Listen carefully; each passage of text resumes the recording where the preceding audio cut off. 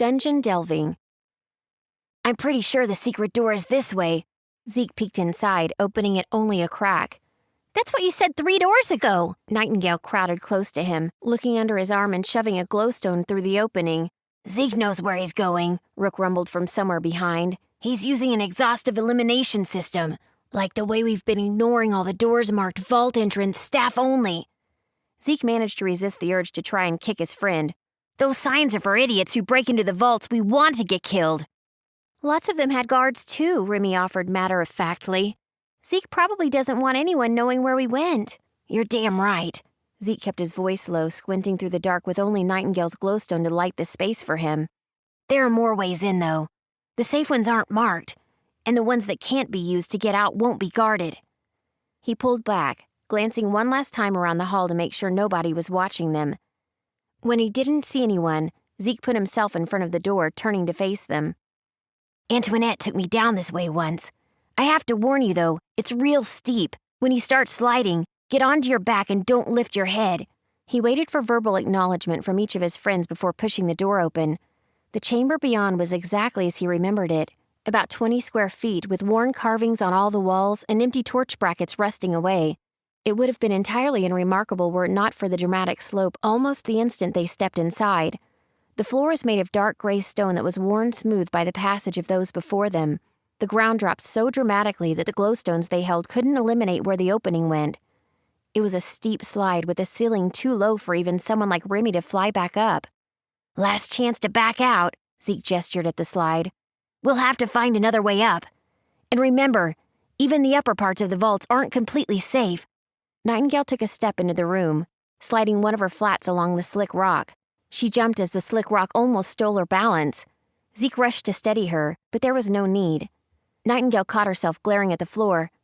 I'm going! That means I am too, Rook added, assuming you think I can fit. You can, Zeke shrugged one shoulder. We don't know what this thing was used for, but it's gigantic. Unsurprisingly, it was Nightingale who moved past him first. All right, Rimdog, Zekerino, and Rook, let's go! She lowered herself down as the drop became dramatic, then finished with a squeal into the darkness. I'm coming! Remy needed no more encouragement, leaping feet first into the slick stone after Nightingale. Rook followed, though more carefully, lowering himself down on the flat part of the room, then pushing off. See you down there, Zekerino. Zeke nodded. It wasn't the first time Nightingale had called him. He didn't give himself time to contemplate the trip. He just stepped out into the room and shoved towards the drop. Air whipped his hair about as he slid, gathering grime and dirt along the way. True to his advice, the ceiling blurred as he flew by, dangerously close to his face. After what felt like several minutes in darkness, Zeke saw the first flickers of light. The top of the chute opened as it descended, revealing an uneven cave ceiling of stalactites and rough stone. The rock itself seemed alight, flickering with 1,000 different colors.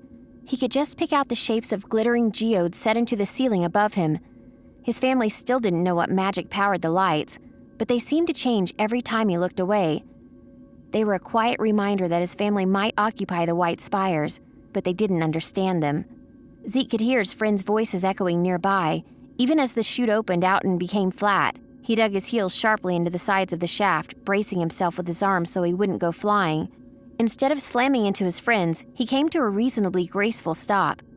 Other than Nightingale's once beautiful dress, they'd made it down without any casualties. Is everyone all right? He asked, getting to his feet and brushing the worst of the slime away. Give me a sec. Nightingale tore at her dress, expanding the rip until it started to spread. Zeke felt his face go red and turned away, grateful for the comparative darkness. He walked past Nightingale as she finished transforming her priceless gown into a makeshift skirt. He squinted against the gloom, trying to remember what he'd been taught about navigating the vaults. He didn't remember much, aside from what Antoinette had told him. His sister had mentioned that there were many places that were considered far too dangerous to go, and others that were much less dangerous. The deeper you go, the more dangerous it gets. He at least remembered something she had told him. I'm not sure where the thief would have gone. Probably down, though. The best chance of finding something valuable to steal is always down. Rook grunted. You sure we can handle the monsters down here?